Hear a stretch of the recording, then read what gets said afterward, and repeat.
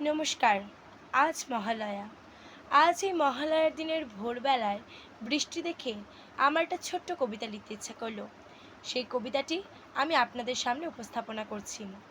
কবিতাটির নাম 2024-এর মহালয়ায় দেবীর আগমন। বছর পরে এলো আবার মোদের ঘরে মা। এসেই দেখে এই পৃথিবীতে হচ্ছে কি, পাচ্ছে সবাই যন্ত্রণা। দেখেই মায়ের জল ভরে যায় দুটি চক্ষু ভরে। ভাবেন যে মা, এই পৃথিবীতে হচ্ছে কি সব ভোরে। যেই ভোরেতে দেবী আসেন স্বর্গ থেকে মর্তে, সেই ভোর আসার আগেই প্রাণ বাঁচানোর দেবীকে দিল মেরে।